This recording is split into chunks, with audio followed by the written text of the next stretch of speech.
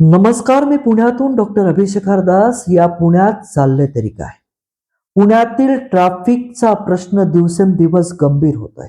मात्र अधिकाऱ्यांचं ट्रॅफिकच्या प्रश्नाकडे दुर्लक्ष आहे का, असा प्रश्न पडण्याची परिस्थिती निर्माण झाली आहे.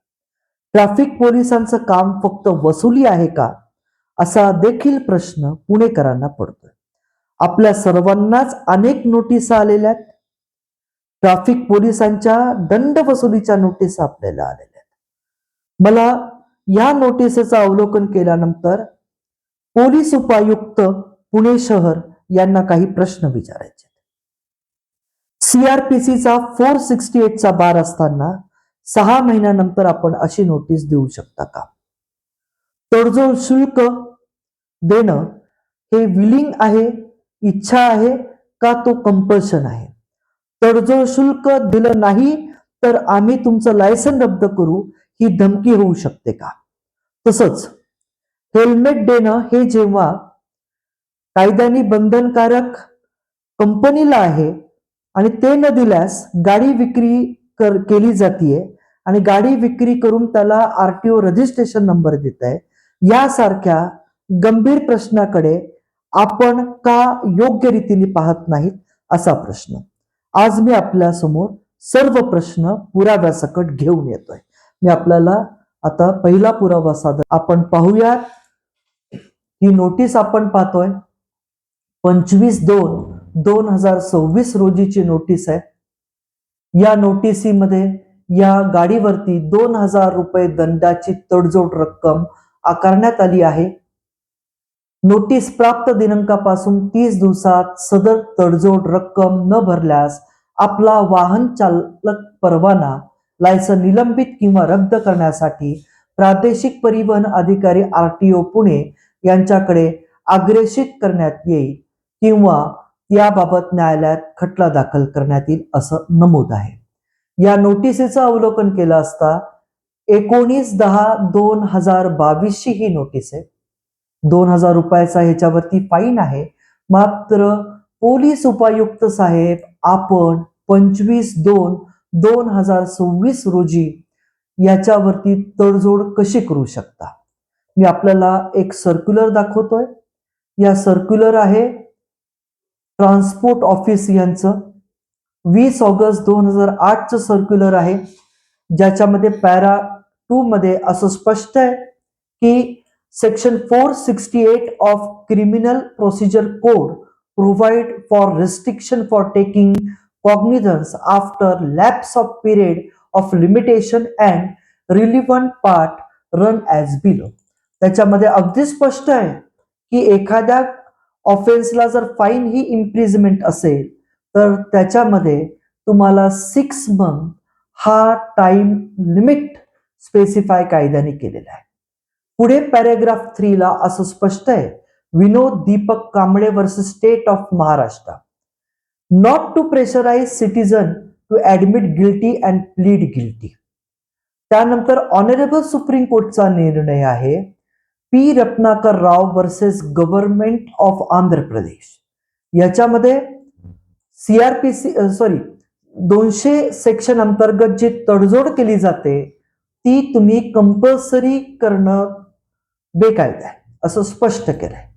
मग आता परत प्रश्न निर्माण होतो की या सर्क्युलर मध्ये ऑनरेबल बॉम्बे हायकोर्ट सीआरपीसी 468 याचं पूर्ण संकलित करून असं डायरेक्शन दिलंय, जर तडजोड शुल्क फाईन पासून 7 दिवसात भरलं नाही तर तिथे त्वरित केस दाखल करणं अपेक्षित आहे कोर्टात आणि त्याचं वॉन्टेड रजिस्टर मध्ये नमूद करणं आवश्यक आहे.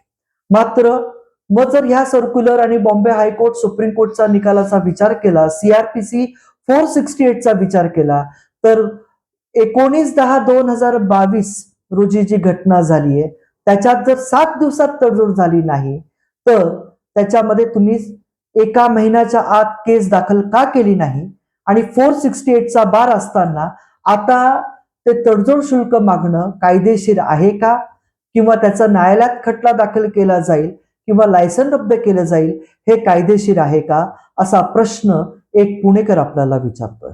कारण का जेव्हा एखाद्या फाईन चं लिमिटच 6 महिने आहे केस दाखल करण्याचं, आणि त्याच्यानंतर 468 CRPCचा जर त्याच्यावरती प्रतिबंध येतोय, तर ही रक्कम तुम्ही 2026ला कशी मागताय असा प्रश्न तुम्हाला मी एक नागरिक म्हणून विचारतोय. पुढे आपण पाहूया की तळेगाव दाभाडे येथील ज्येष्ठ सामाजिक कार्यकर्ते अनिल भांगरे यांनी पिंपरी आयुक्त यांच्या विरुद्ध क्रिमिनल केस दाखल केली आहे, आणि ती ह्याच कारणामुळे दाखल केली आहे ज्याची दखल मेहरबान न्यायालयाने घेतलेली आहे. आता आपण पाहतोय की पुढच्या प्रश्नाकडे आपण आलेलो आहे की मोटर व्हेकल ऍक्ट मध्ये सेक्शन 138 सबसेक्शन 4 मध्ये काय नमूद आहे? 2 wheeler manufacture are required to provide specific safety gear at the time of sale. प्रश्न असा पडतो की जेव्हा कायद्यात आपण पाहतोय की 138 सब कलम 4 सब कलम F मध्ये असं स्पष्ट आहे की मॅन्युफॅक्चर यांनी गाडी घेते वेळेस हेल्मेट दिलं पाहिजे, आणि जर हे हेल्मेट दिलं नाही तर त्याला आरटीओ रजिस्ट्रेशन नंबर देऊ शकत नाही, हे देखील कायद्यामध्ये तितकंच स्पष्ट आहे. नागरिकांना फक्त हेल्मेट घातलं नाही म्हणून तुम्ही फाईन मारताय. मात्र हिम्मत जाधव साहेब, मला एक आपल्याला प्रश्न विचारायचा आहे की मी स्वतः गाडी घेतली आहे कुंदन ऑटोमोबाईल यांच्याकडनं इलेक्ट्रिकची, मला हेल्मेट दिलं नाही, मात्र आरटीओनी बेकायदा मला रजिस्ट्रेशन नंबर दिला, ही गाडी मी वापरतोय. आता मी याच्याविषयी रीतसर तक्रार कोथरूड पोलीस स्टेशन मध्ये दिली आहे की कायद्याचं उल्लंघन करून मला गाडीला रजिस्ट्रेशन नंबर मिळालाय, मला हेल्मेट देण्यात आलं नाहीये, आणि तरी आरटीओनी हा फ्रॉड केलेला आहे, कंपनीने फ्रॉड केलाय. मग ह्याच्यावरती हिम्मत जाधव साहेब पोलीस यंत्रणा का कारवाई करत नाही? जर नागरिकांना गाडी परचेसिंगच्या वेळेसच हेल्मेट दिलं नाहीये तर नागरिक कसे घालणार? आणि नागरिकांनी परचेस करायचं प्रोव्हिजन कुठे कायद्यात ते आपण स्पेसिफाय करा. सेक्शन 138 सबसेक्शन 4 मध्ये जेव्हा it is a casted responsibility of the manufacture, ही मॅन्युफॅक्चरची रिस्पॉन्सिबिलिटी आहे, तर आपण मॅन्युफॅक्चरला का कारवाई करत नाहीये? मी आपल्याला स्पष्ट या व्हिडिओद्वारे पोलिसांमध्ये लेखी नोंद आहे की कुंदन ऑटोमोबाईल यांनी मला हेल्मेट दिलं नाहीये, मग हा फाईन मी का भरू किंवा भरणं अपेक्षित आहे का आपल्या दृष्टिकोनातून, हे पण क्लेरिफाय करा. मग फक्त कायदा सर्वसामान्य आहे का? हिम्मत जाधव साहेब, तुम्ही नागरिकांवरती बळजबरी करताय का, असा प्रश्न मी आपल्याला विचारतो. हिम्मत जाधव साहेब, तुम्ही फक्त नागरिकांनाच टार्गेट करताय का? तुमची जी मस्क्युलर पॉवर आहे, पोलिसांची जी मसल पॉवर आहे, ती फक्त निष्पाप नागरिकांवरतीच आहे का? बाकी कंपन्या, तुम्हाला शोरूम मॅनेजर यांच्यावरती कारवाई का करता येत नाही? तुम्ही का करत नाही? आरटीओ मध्ये घोटाळा सुरू आहे, करा ना कारवाई. हेल्मेट न देता गाडी विकलीच कशी जाऊ शकते, इथनं पहिली कारवाई सुरू करा. पुण्यात कुणी तुम्हाला विदाऊट हेल्मेट दिसणार नाही. इतकी गंभीर परिस्थिती या महाराष्ट्रात निर्माण आहे, इतका मोठा फ्रॉड आहे. जेव्हा हेल्मेट दिल्याशिवाय गाडी विक्रीच केली जाऊ शकत नाही, तर हेल्मेट न देता गाडी विक्री होतीये. हे सर्व गोष्ट पोलिसांना रेकॉर्ड सकट आम्ही दिलेल्या आहेत, पुराव्या सकट दिलाय. कोथरूड पोलीसचा पीआय का कारवाई करत नाहीये? हिम्मत जाधव साहेब, मी तुम्हाला वर्दी देतोय, का कारवाई करत नाहीये तुम्ही?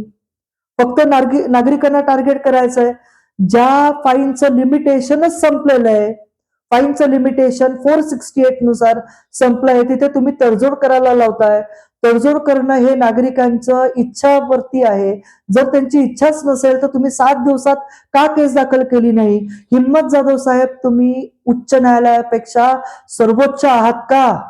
तुम्ही कायद्यापेक्षा सर्वोच्च आहात का? हा प्रश्न एक पुणेकर म्हणून मी विचारतोय. पुणेकरांनो, जागृत व्हा, आपल्या अधिकाराविषयी जागृत व्हा आणि कायद्याने लढा. जय हिंद, जय महाराष्ट्र.